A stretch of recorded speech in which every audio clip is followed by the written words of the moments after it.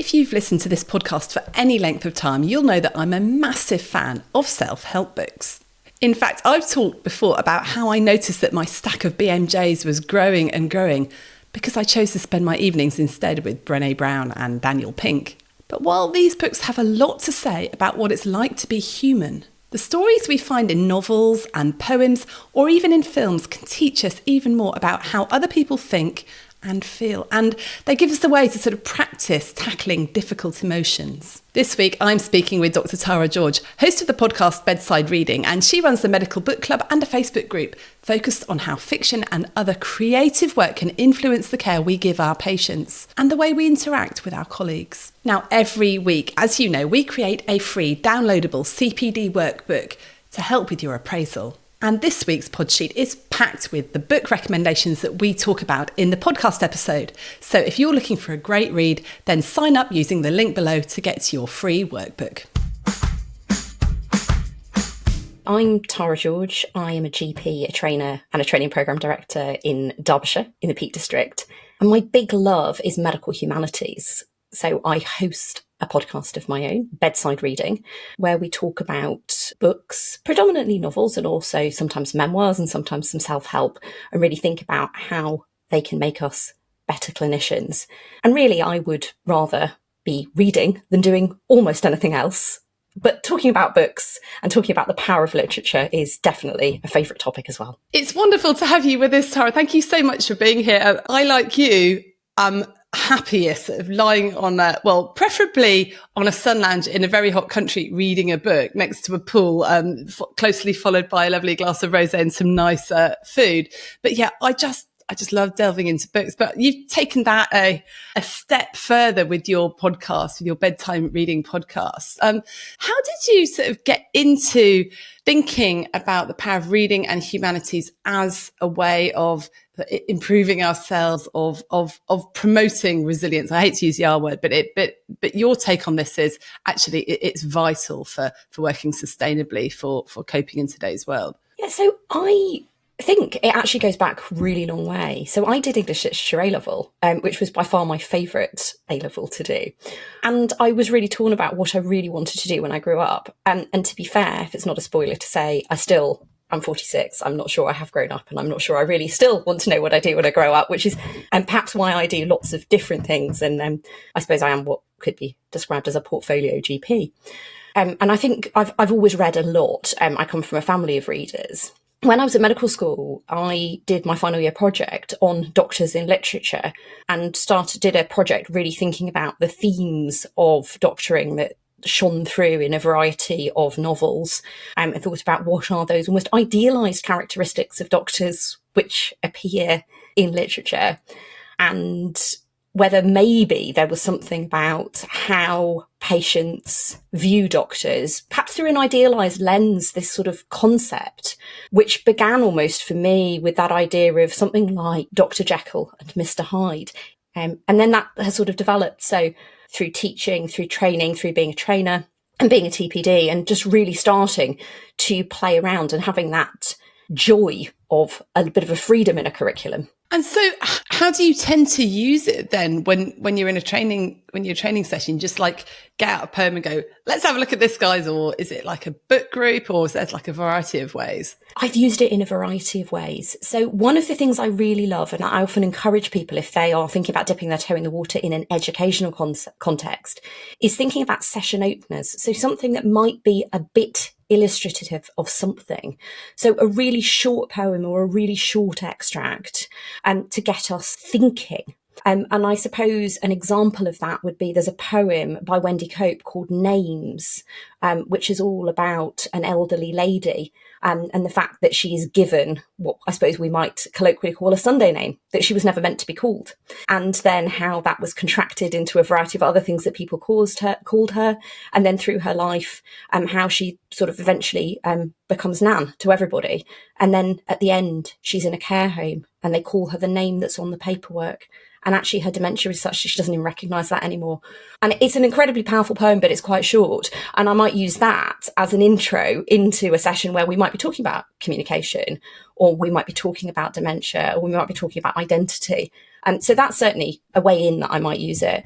I love that idea of using sort of poems or extracts from books as illustrations of stuff to get people's emotions going. Because medicine, well, it can be such a dry subject, can't it? But we're dealing with people, and it's when you get the people there. And humanities and writing and poems, what they do, I guess, is they show us stuff rather than telling us stuff. There's, you could have stood up and gone, right, okay, well, there's this woman in a nursing home and she didn't recognize her name because, she'd been called something else. But actually reading the poem just gets people's emotions involved. Then they can start to look at it from different perspectives. I think we're really bad at getting our emotions involved, aren't we, in medicine and some of the other high stress professions. I mean, is it always a good thing, do you think? Or do you think it's actually much better to be able to remain completely dispassionate? I think that's a really important thing to talk about and a really important reason why I use the humanities, because actually I think sometimes if there is a remove from a patient situation, you can engage with those emotions in a really safe space. So I think it's using these tools in a really safe educational context, or when you're reading on your own, to process some of those feelings that you might be happening.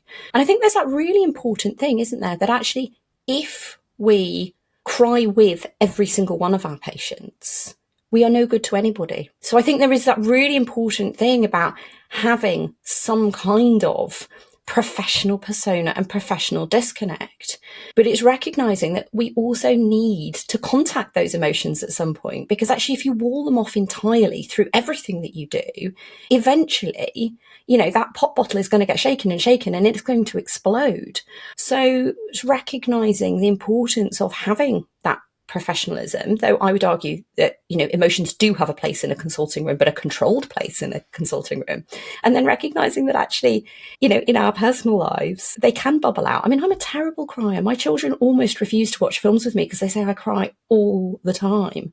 And I'm a really big crier, but I think, how often do I cry with patients? I have cried with patients a few times, but I could probably count them on the fingers of one hand, because actually, the professional me knows that this is someone else's space, but it doesn't mean that I wasn't having those feelings. It doesn't mean that I don't need to process those feelings in some way. And I think that's what's really, really important, is to say, if all healthcare professionals are sort of, sobbing in the corner with their patients, we're not going to be any use to anybody, and it's going to be absolutely exhausting. But we also need to make contact with those feelings and make sense of them and know that they're there. Yeah, I guess reading books, watching films, that's like a really safe emotional release, isn't it? Because mostly they're fictional, or if they're not fiction, if it's based on a true story, that story has already happened, that you don't have any responsibility towards the person in the story because, it's on a film or something. So I can see why that's just such a safe way to do it. Are there other reasons why actually reading these things,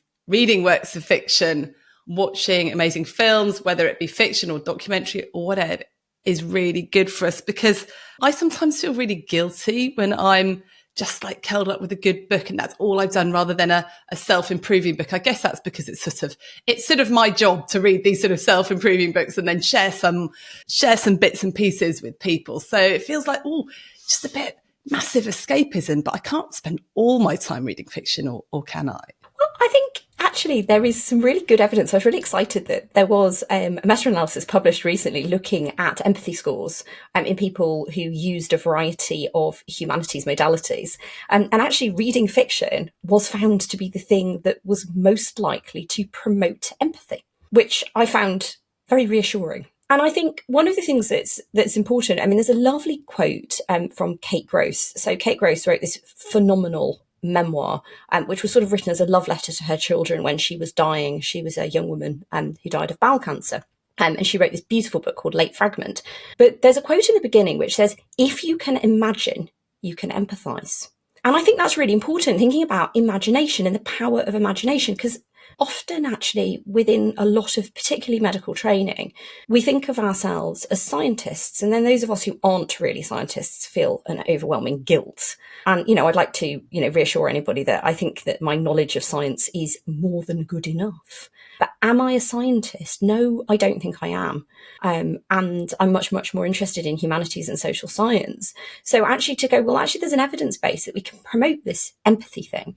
And empathy is something that I also feel very strongly about, and how we teach empathy, I'm an enormous fan of Brené Brown. Now, one of the things that Brené Brown talks about is this idea of empathy not being walking in somebody else's shoes. It's that idea of listening to their story and believing them even when it doesn't match our own experiences. And of course, I think that's something that's really, really important to recognise, that no matter how wide and varied your own life experience is, it's one life, it's one person. And actually that's quite limited. And our experiences, of course, they shape us. But so many of us have had a fairly privileged upbringing. So many of us have gone straight through a school system which worked for us, into a university setting which worked for us, have chosen whatever speciality we want to go into, and then are merrily doing that speciality. That's actually a really narrow band of experience. It may be a wider band of experience than some other people that we know, but actually I think there's something about reading which enables us over the course of, 4 or 6 or 8 hours for a novel to go somewhere completely different. And I think that's something that's really important. So it's then to start to recognise all of these other life experiences. And I think also to react to the characters. Now, you used a phrase earlier talking about a safe space. And I think that's one of the things that's really important. It's one of those taboos, isn't it, to say that you don't like a patient, or that you don't like something. Actually, it's okay when you read a novel to say, I found the protagonist of this absolutely unbearable because. So again, I think there's something that's really important about looking at other people and evaluating our own responses to things. Do we like somebody? Do we connect with somebody? Do we feel emotions towards somebody or feel for somebody, even though we recognise that they're flawed? And I think that then helps us to come back into real life, where even so, it still may not be acceptable to say, I really hate Mrs. Smith, but actually to recognise what is it about Mrs. Smith that we are finding really difficult and really challenging. Maybe recognising elements of her in a character that we've had some kind of response to, and then helping us to kind of craft our own emotional response to that person in real life, having perhaps a little bit more of an awareness of what they might be going through or what their life might be like. Yeah, as you were saying that, I just was sort of thinking about all the different characters in books that I have loved. And often the ones that I love are the ones that are slightly disaffected and they're just like a bit pissed off with society and they're like in a rebellious teenager that I was never able to be, actually. But what you get in fiction is that you get their thought patterns, don't you? And you don't get that in a film. You don't get that apart from or TV Fleabag, you got, or Miranda when they occasionally talk to the camera. But, fiction, you genuinely get their thoughts, or obviously the thoughts of the author. And for me, it's not just empathizing with other people. It's then hearing their thoughts and going, oh my goodness, other people think that too. It's okay to think that. It's okay. I'm not the only one. I'm not the only person. And it helps me feel seen when there is a character that I can identify with. I'm like, oh my goodness, that character feels exactly the same way. And then there's characters that you find really shocking. You think, okay, why is it? And it's like safe psychoanalysis, right? Absolutely. And I think that's what's really important, that then if you then start talking about it, you can end up, I read a book for my book group. I have a sort of pseudo medical book group, and we read a book the last month of our book group, which I disliked so profoundly. I had a really visceral response to this book, and I could not bear the characters. But actually, when it came to discussing them and discussing it, I realised that actually it was probably quite important that I had read it, and to identify why had I had such a visceral response against the parents in this particular book. But it's interesting, isn't it? Because I think it's that principle of that unacceptable emotions or whatever it is that we push down. And I think that is one of the really big problems in healthcare. And we are presented this very idealised view of what health professionals are and what they can be. And yet we are presented with, on a daily basis, the very messy reality of people's lives. How does empathy in this whole story thing actually help us keep going and stay resilient and avoid burnout? I think there's something really important about recognising who does this story belong to? And also, I think perhaps recognising something around the types of stories that we are hearing and the types of stories that we are reading. And so I agree, because I think there is that accusation that's often sort of levelled at people as, oh, well, if you're really, really empathetic all the time, you are going to have nothing left and burn out. And I think there's that really, really important balance. But I think there's something there about recognising, when Brené Brown talks about listening to somebody else's story, even when it doesn't match our own experiences, it is understanding whose story is this? Because it's not our story. It's somebody else's story. And actually, if we are bearing witness to people and we are helping them to write a new ending to their own narrative, that doesn't mean that we are taking on board all of their feelings. It doesn't mean that we are taking their story.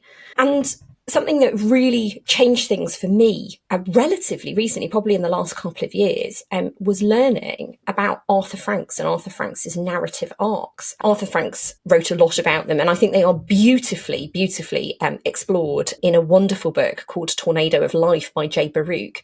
Now, Jay is an emergency department physician in the US, who I had the privilege of meeting a couple of years ago.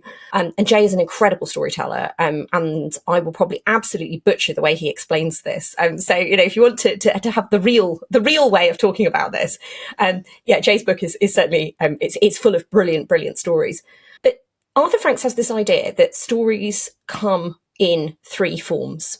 So we start off with what is called the restitution narrative.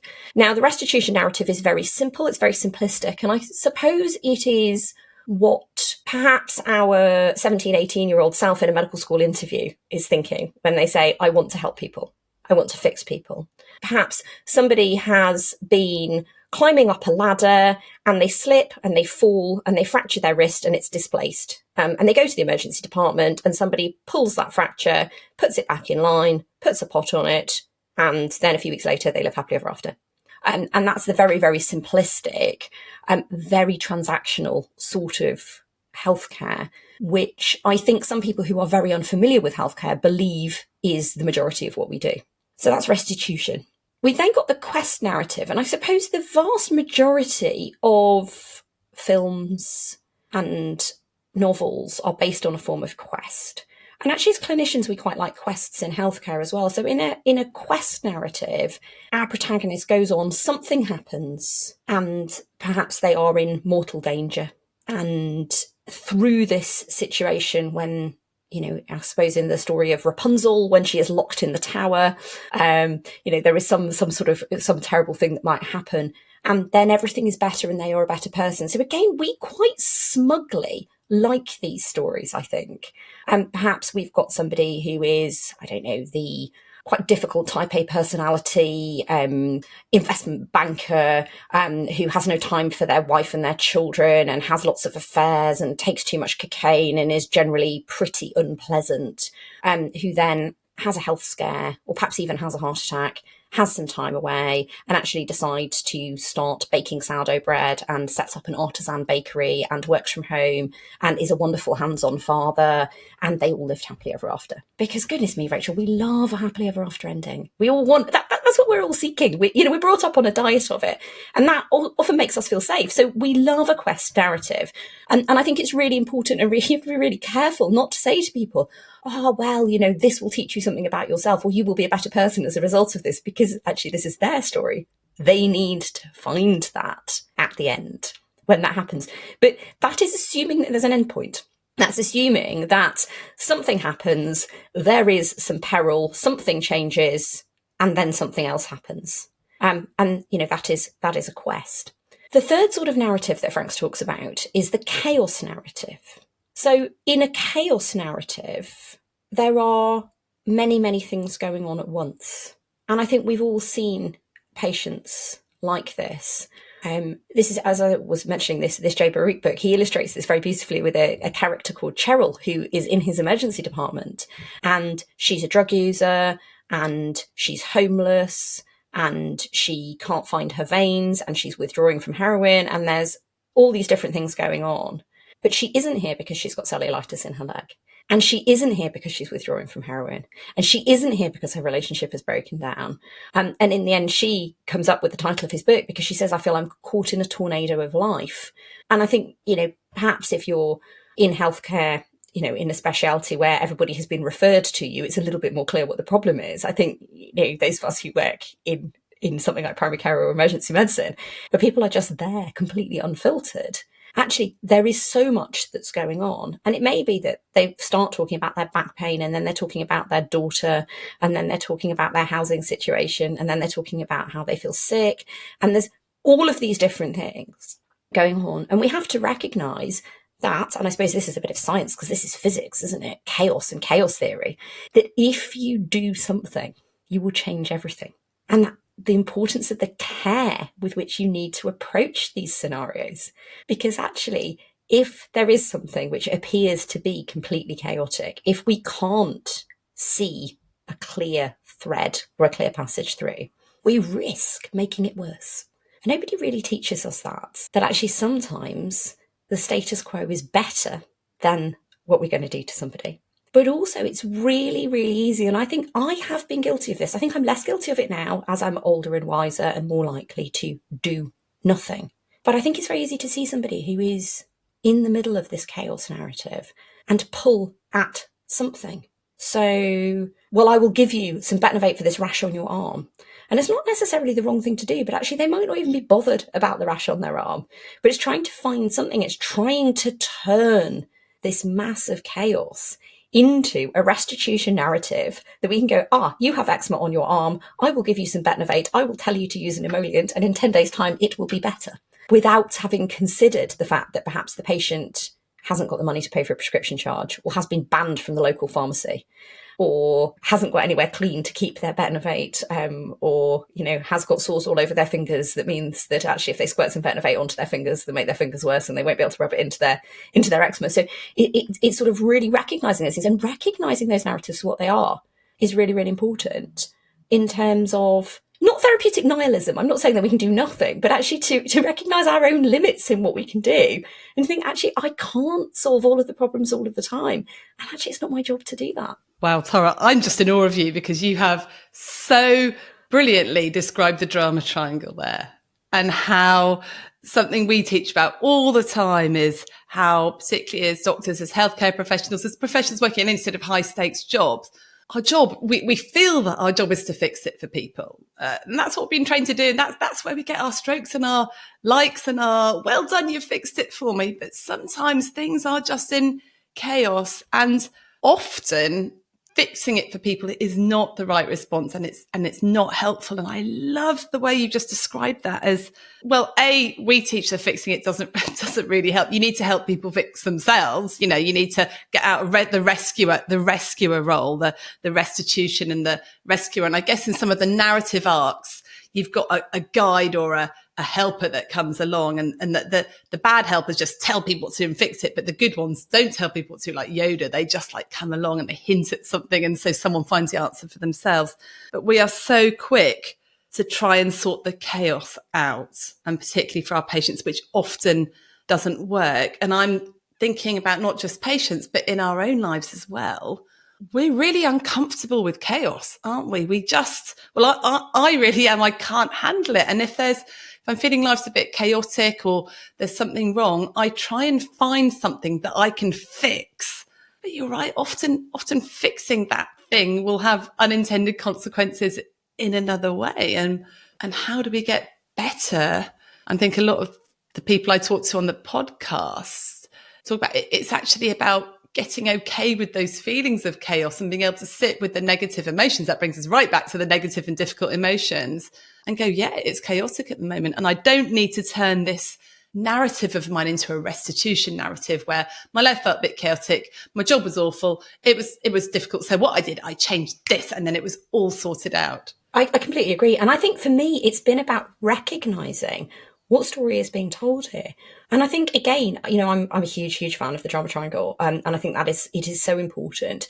It's recognizing, again, it's one of those very powerful things in terms of moving from rescuer to coach in our role as a healthcare professional, to bear witness, to listen to this story, but to trust that people often do have it within themselves to solve a problem. And again, I think people sometimes jump up at this point and say, well, if they've got an ingrowing toenail, then clearly they need some antibiotics and some podiatric surgery, and otherwise, they're going to get sepsis and die. I recognise that, not everything is able to be self-resolved. There are situations in which clearly we need to do things to people or with people. But actually, there is a huge amount of evidence that letting people solve their own problems, giving people space to talk, to think about what's going on for them, actually makes a huge, huge difference. Now, I'm not an enormous expert in it, but one of the things I have discovered in my reading, and I've ended up doing a little bit of work on, being on course on, is the time to think methodology from Nancy Klein. And I think the thing that is so powerful there is it's really about trusting people, that if you give them the space to talk, that quite frequently they do solve their own problem. And again, I think that's a hugely important thing. I find so often people come and knock on my door and say, Tara, can I have a word? I just need to talk to you about this thing. And they sort of say, I've got this patient and they're this and this and this and this. And it's just starting to get a little bit interesting. They've probably been talking for about a minute and they go, I know what to do now. And then they leave. And actually, it's brilliant. It's brilliant because actually we've given them some space to solve their problem. An analogy I sometimes use, particularly with my trainees, is this idea of saying in a very metaphorical way, and I don't quite know how we exactly say it to patients, but my explanation is for the patient, the invitation to come into my room and tip out their bag. Their very, very messy, untidy bag that's probably got, a few rotten apple cores and some dirty tissues. Tip it out on the floor and I will help you look at it. And I'm happy to help you to name everything that's in that bag and see everything that's in that bag. But then at the end, you need to pack it up. And I might challenge you about which order you pack it in. And it may be that there are things like the rotten apple core, which you hold in your hand and you throw in a bin in the car park. But the key thing is it came in with you and it goes out with you. And it may be packaged in a different way. It might be packaged better. I'm not very spatially astute. So actually my bag packing is pretty bad. Take that bag away. Take your stories away. You can come back as many times as you want. You can tip these out in my room as many times as you want. But when you go, you take it all away with you.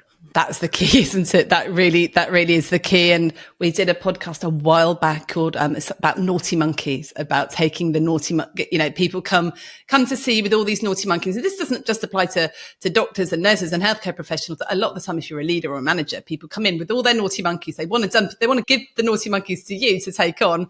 And you can take them, you can hold them, you can look at them and play with them, and then you give them back and they take them away. But I love that metaphor. That is brilliant. Yeah, you're coming here, you tip out your bag and we'll just look at it and go, what's going on? And just before you mentioned Nancy Klein, I'd literally just written down a quote in my notes from her that I love, which is, the quality of my listening determines the quality of your thinking. And I've got a friend, she's wonderful. She works a lot with teenagers and she often goes, he needs a damn good listening to, doesn't he? And it's so powerful. And this is not just for our patients, is it? It's for our colleagues and ourselves. And you talk a lot, I know, about people witnessing our suffering or witnessing our story, just people being there to listen to what is going on. And I'm always really struck. I get lots of lovely, lovely emails from listeners about the podcast. 9 times out of 10, I mean, I do get people saying, what you said, that model there that you shared was really helpful, and that's helped. But mostly they say, when I listened to your podcast, I felt heard. I felt that someone had seen my life and what it was like for me. And that gave me permission to go off and do X, Y, Z. And then they made the changes. So it was nothing that we said. It wasn't advice that was given. It was just that they realised that other people felt like that too, through the guests, through what the guests were sharing, through me sharing some of their story. And once you feel heard and seen, that for some reason is massively empowering when you also feel that, I'm not the only one. So that brings us right back to the fiction, thinking, well, okay, if the author's written that and they've been thinking that, then obviously that thought's gone through their mind. So I'm not the psychopath I thought I was, and sometimes thinking my family are driving me mad or whatever. So sorry, that was a bit of a brain splurge from me, but it's just occurring to me that this listening thing, it sounds so trite, doesn't it? It sounds so trite. And I know we talk about that as GP trainers. It's like, the golden minute and that listening thing, but we don't do it enough. And maybe one of the biggest gifts you can give to a colleague today at work is giving them a damn good listening to, and looking at that. I love that image, their metaphorical handbag being dumped on the floor in front of you, and just naming a few of those things that are in the handbag. I think it's really important, because actually that listening also, it's very, very powerful in terms of, it's actually very freeing as the listener. Because I think one of the problems when we invite a disclosure is thinking, I don't know what to say, I don't know what to do. And actually that's making us all about us all over again. So it's going back to, whose story is this? Whose narrative is this? Do we trust that this person has got the tools to start to resolve this for themselves? And of course it may be that they need to book an appointment with, I don't know, an estate agent to sell their house, or it may be that they need to book an appointment with a healthcare professional of their own, or it may be that they need to put on their big girl pants and go and book an appointment with the dentist to have their tooth out, or whatever it is that they're struggling with. But I think there is this worry, and I think it again does come all back to that 18-year-old, I want to help people, I want to fix people, and that sort of rescuer mentality. And actually, as a listener, all we have to do is give listening space, to make it a safe place to disclose, and recognise that actually we are creating that safe space for that narrative to come out. And, we may be making, an encouraging neutral face to help them to keep on talking. But actually, fundamentally, it's their story. We don't need to be shocked by it. We don't need to react to it. We don't need to do anything with it. And again, perhaps, as you say, that whole giving somebody some listening time, it's really important to be really clear. So if they say, I really want your help, I just need to talk about something, say, well, actually, yeah, I'm happy I can listen to you. That's really important. If somebody says, I really want your opinion, that's actually much more challenging, isn't it? I want your opinion because you are being encouraged to put your own spin on what it is that you're hearing. But so often, actually, just giving somebody the space to talk about what's bothering them, they will know what to do in the end. Because I think, again, it's that crazy, isn't it? You talked about that sort of, that mind splurge. And again, I know you've talked about this before, this whole extrovert-introvert thing. If you are an extrovert, actually, often your thoughts don't really make any sense until you've articulated them. I'm very guilty of this. So actually, it's that whole thing about, I always think, if I have put the crazy that is in my head into sentences fit for consumption by somebody else, it's probably ordered my thoughts in a way that once they are out in the space, I can do something with them. But they are fragments of something as they are sort of pinging around my brain until they have been turned into sentences. They make no sense at all. And I guess that is also then the power of the humanities, of fiction, poems and all that, because the stuff that's in your head that you sort of know, but you can't quite express, often someone's done it much better. I was reading a book last night and there was a quote from Rumi, which I just love. It just expresses what I've been thinking a lot, but I can't express it as well. It was something like, beyond right and wrong, there is a field. I'll meet you there. I'll meet you there. But, I've obviously butchered that, but I'm like, that's exactly what I've been thinking with Self-Obsessed with right and wrong. But just that one line sums up everything I've been thinking in a really, really beautiful way, which is I think why poems really just touch us, don't they? Because they're like, oh my goodness, that I couldn't have put it better.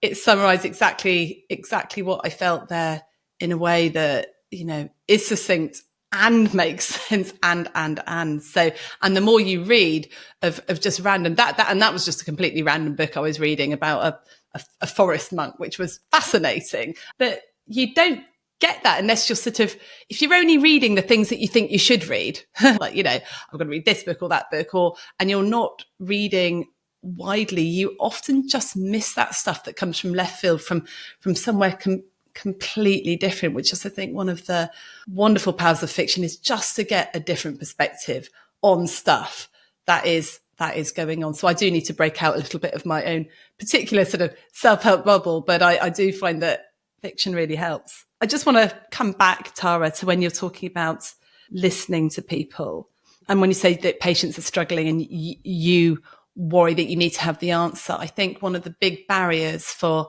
us offering support to our colleagues at work who are struggling, particularly if they're stressed and near burnout, is our fear that if we listen to them, we need to do something about it, because we feel, I know, if someone in my team tells me that they're feeling stressed or they've got a lot going on, I immediately feel, what can I do to sort this out or to help them? And they don't want that. They just want it to be acknowledged and witnessed.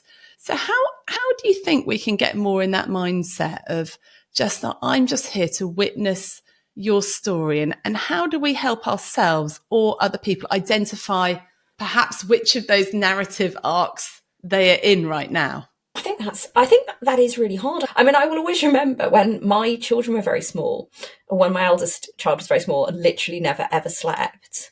And my mum saying something to me about, oh, in 3 months' time, you'll look back on this or whatever. And I at that point was like, and by then I might be dead. I might have died of sleep deprivation. I mean, because, I am a little bit of a drama queen. No, we have all been there with non-sleeping children. It's like, yes, I didn't realise you could die of sleep deprivation, but it's going to happen to me next week. Yeah. There's a book that was on the shortlist for the Women's Prize this year, a book called Soldier Sailor.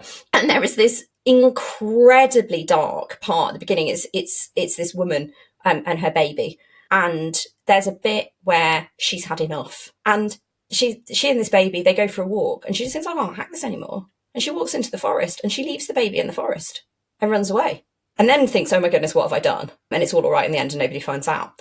And actually, I think it's one of those things, I remember reading that just thinking, I'm really glad I've read this now while my children are teenagers. I am that far away from this. But actually, I found it so compelling because I thought, actually, I've never seen anybody write like this before. And actually, I don't think at any point that the mother in this is unwell, because I think it's then very easy to overlay a diagnosis and say, well, she's clearly got postnatal depression. I don't think she has got postnatal depression. I think she's just completely overwhelmed. And for a moment, and I think, how often do we think I need to run away from my life? And there are all sorts of things that stop us doing it. So I think seeing that, is incredibly powerful. And coming back to that sort of sense of actually, recognizing, what is going on for people. And sometimes people do just need space to be listened to. And I think perhaps if you've got a colleague, when there's all this stuff that's going on, actually that, coming back to empathy, that empathetic, oh my goodness, is recognizing people say, I don't know what to say. And I always find that a really interesting thing to say, I don't know what to say. And I think that's because, again, they are in fix it, rescuer mentality, aren't they? Don't know what to say. Because actually, frequently there are no words. And it's okay to say, God, I don't even know where to start with this. Gosh, this is so big.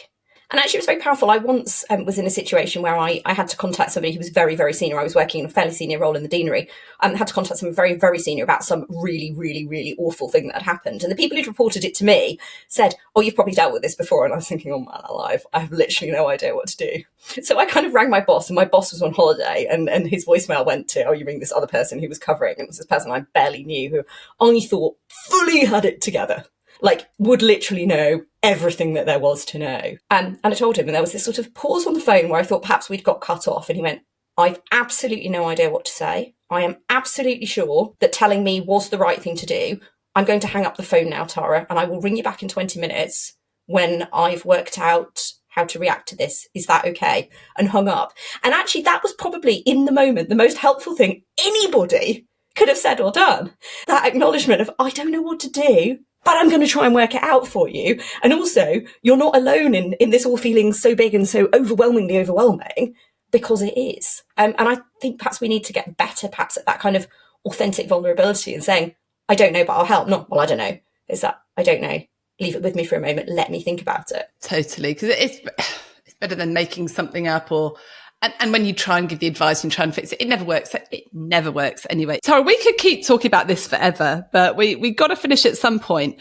I am going to ask you for some book recommendations now. I'm going to ask you for some book recommendations, firstly for people that are trying to maybe make sense of their job. So what would you recommend for healthcare professionals in particular that's really helped? You've already mentioned that book by, and I've written it down, Jay Baruch. Jay Baruch, yeah, Tornado of Life by Jay Baruch. I would really, really recommend, which is just really thinking about stories. And he's an emergency department physician. So they are sort of fairly ED based, but he's a writer. And he's a brilliant, brilliant storyteller. So I would really, really recommend that as just something really to start thinking about all the different sorts of human stories that you might encounter. Any others that you would recommend from the sort of healthcare world? From the healthcare world, Suzanne Coven, who again is another US physician, has written an amazingly good book, which is called Letter to a Young Female Physician.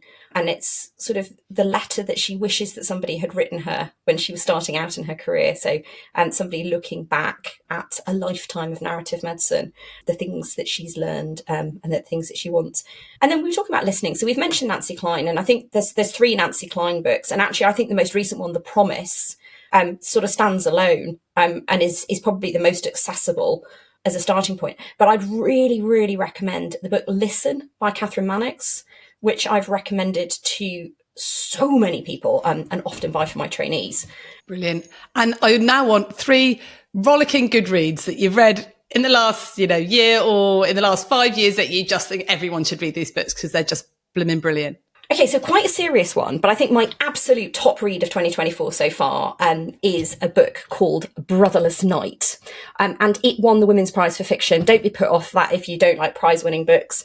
It is the story of Soshi, who starts off as a teenager. She wants to go to medical school. She's in Sri Lanka, and it's set in the Sri Lankan Civil War, really thinking about what the Civil War did to Sri Lanka. And that idea, it begins with the lines that she was something like, "Today I went to meet a terrorist. What do you say when you see a terrorist? You say, how are you?" And it's that idea about our perceptions and what do we see a terrorist as being. So that is brilliant escapist fiction, which was something that will really make you think and learn, and made me think an awful lot about actually some interdepartmental conflict that I experienced as a junior doctor many years ago between 2 very senior Sri Lankan colleagues, one Tamil, one Sinhalese, and it suddenly made me go, God, that's what that was all about.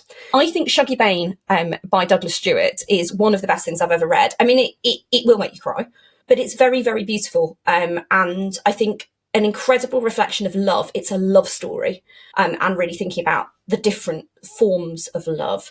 And yeah, there is poverty. There are gangs, there are bad decisions, there's alcoholism, but fundamentally it's an incredibly, incredibly uplifting love story. And yeah, who doesn't love a love story? So that would be my second. And then you said a third. And I am going to say Love After Love by Ingrid Persaud, which I think is one of my favourite things that I've ever read.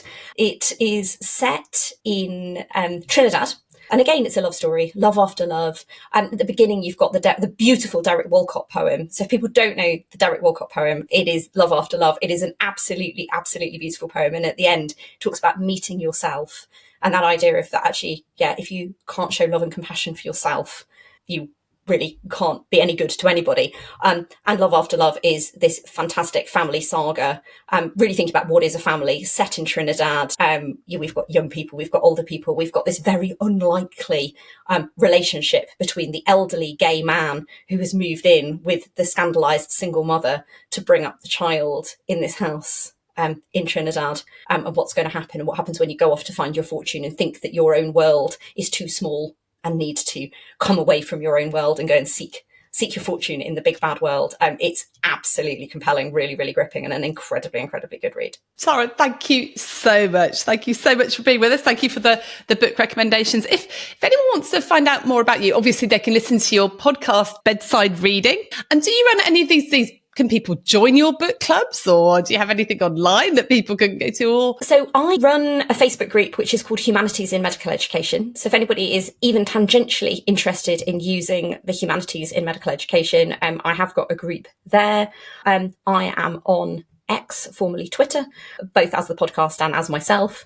And very happy to talk about books, post quite a lot about books and literature in that space, and happily kind of talk to people, come out and give recommendations, run book groups, or come and run things for people if they want to get in touch. Wonderful. Thank you so much for being on. We'll get you back at some point to talk more about this sort of stuff. We'll put all those links in the show notes. So thank you for being with us and have a good day. Yeah, brilliant. Thanks for having me.